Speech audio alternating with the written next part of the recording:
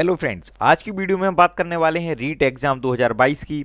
दोस्तों, जैसा आप सबको पता है कि कल ही राजस्थान बोर्ड का जो टीचिंग का एग्ज़ाम होता है लेवल 1 और लेवल 2 उसका नोटिफिकेशन आ गया है। दोस्तों, इस बार इस एग्ज़ाम में बहुत सारे चेंजेस करे गए हैं, उनके बारे में भी हम बात करेंगे।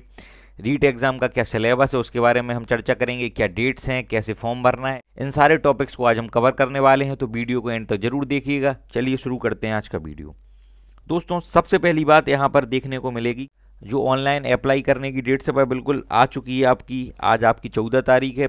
18 अप्रैल से 18 मई तक आप फॉर्म भर सकते हैं, 1 महीने का टाइम है। और जो डेट्स है वो भी आपकी पहले से बता दी गई है कि 23 जुलाई और 24 जुलाई 2 दिन आपका रीट का एग्ज़ाम होगा, अगर सब कुछ सही रहा। पिछली बार जो लेवल 2 का एग्ज़ाम था वह लीक हो गया था दोस्तों, तो बहुत ज़्यादा सरकार की किरकिरी भी हो गई थी। इस बार आई होप बहुत अच्छे से एग्ज़ाम होगा, जो इलीगल एलिमेंट्स हैं उन पर बहुत ज़्यादा नकेल कसेगी। और सबसे बड़ी बात, आपका नोटिफिकेशन निकला है उसी में लिख दिया गया है सरकार ने, जो भी ऐसे तत्व होंगे इलीगल उन्हें 1 लाख रुपए का जुर्माना, जेल होगी अगर आप पेपर को लीक करने वाली कार्रवाई में लिप्त पाए जाते हैं।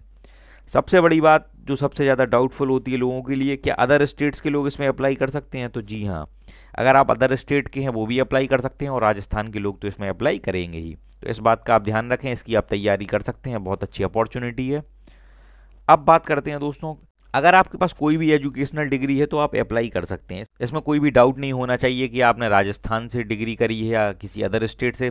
अगर आपके पास एजुकेशन की कोई भी डिग्री है तो आप इसके लिए अप्लाई कर सकते हैं रीट एग्ज़ाम 2022 के लिए। बहुत से लोगों का क्वेश्चन है, क्या सीटेट पास होना जरूरी है रीट एग्जाम में अप्लाई करने के लिए? तो ऐसी कोई भी आवश्यकता नहीं है। अगर आपने बस अपनी एजुकेशन की डिग्री करी है तो आप सीधा रीट अप्लाई के लिए अप्लाई कर सकते हैं। सीटेट पास होना कोई भी जरूरी नहीं है। अब बात करते हैं सबसे महत्वपूर्ण बिंदु पर कि इस बार बदलाव क्या हुआ है।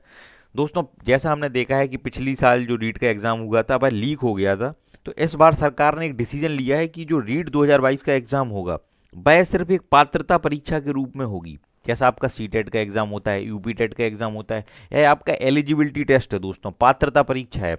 इस एग्जाम को पास करने के बाद मुख्य परीक्षा की वैकेंसी की भर्ती निकाली जाएगी, उसको पास करने के बाद आप शिक्षक बनेंगे।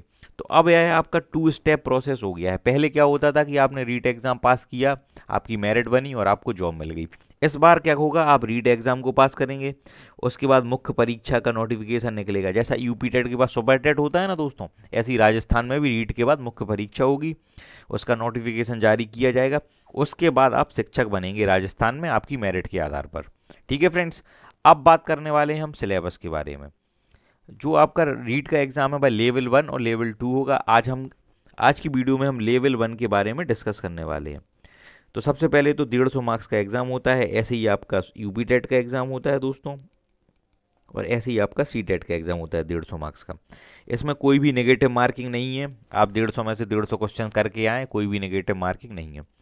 और इसमें 5 सब्जेक्ट पूछे जाते हैं, 30-30 नंबर के होते हैं, तो यह आपका कुल मिला के 150 मार्क्स का एग्ज़ाम होता है। 5 सब्जेक्ट कौन कौन से आते हैं दोस्तों? सीडीपी, लैंग्वेज 1 जैसे आप हिंदी रख सकते हैं, लैंग्वेज 2 जिसमें बहुत सारे ऑप्शंस मिलेंगे, संस्कृत, अंग्रेजी, पंजाबी, राजस्थानी, ठीक है। उसके बाद आपका गणित, और 5वें नंबर पर ईवीएस, पर्यावरण अध्ययन।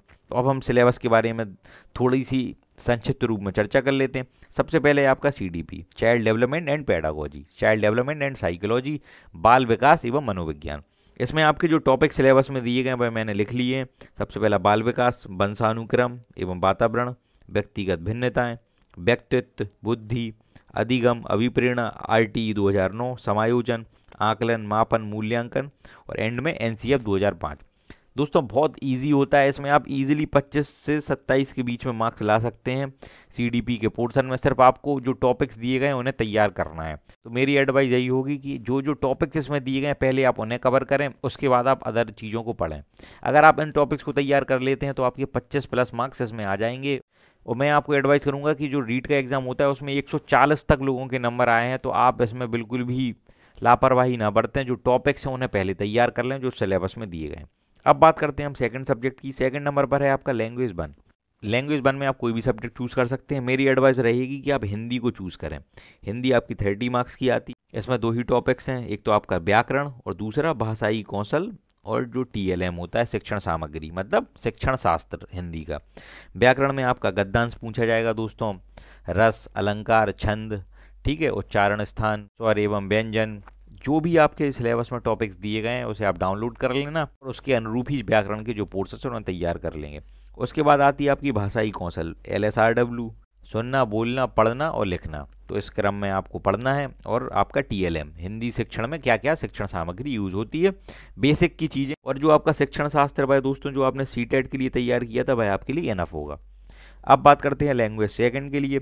लैंग्वेज सेकंड में आपके लिए बहुत सारे ऑप्शंस दिए हैं इसमें, जिसमें आपके पास संस्कृत है, इंग्लिश है, पंजाबी है, राजस्थानी है। कोई भी लैंग्वेज आप चूज़ कर सकते हैं फ्रेंड्स। मैं एडवाइस करूंगा कि जो भी आपने CTET में चुनी हो या UP-TET में चुनी हो उसे आप यहाँ पर सेलेक्ट कर सकते हैं, जिससे आपके मार्क्स अच्छे आएंगे। अब बात करते हैं फ्रेंड्स हम मैथमेटिक्स के बारे में।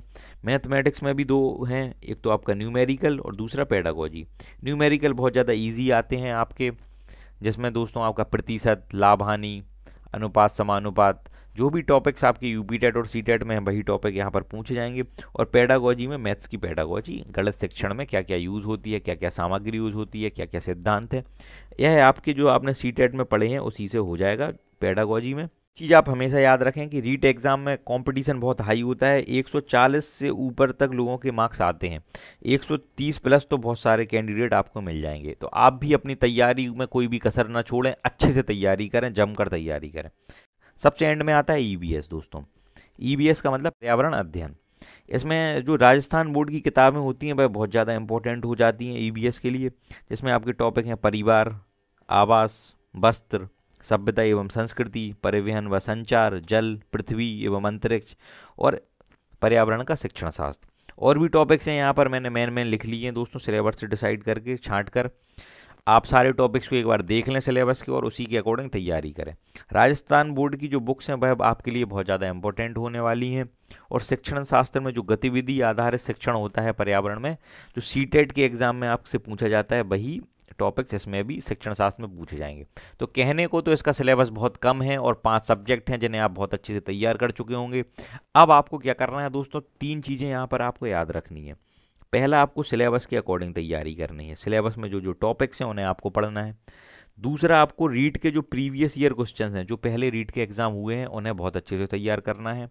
और एंड में जब आप अपनी तैयारी कर लेंगे उसके पहले आपको टेस्ट सीरीज़ लगानी है, जिसमें आप 10 से 15 सेट पेपर आप घर पर लगा कर जाएंगे तो आपका एग्ज़ाम बहुत अच्छा होगा। जो गलतियां आप एग्ज़ाम में करने वाले होंगे वह आप घर पर ही कर लेंगे, टेस्ट सीरीज लगाते टाइम उन्हें आप घर पर ही इम्प्रूव कर लेंगे और एग्ज़ाम में आपका स्कोर 10 से 15 मार्क्स तक बढ़ जाएगा।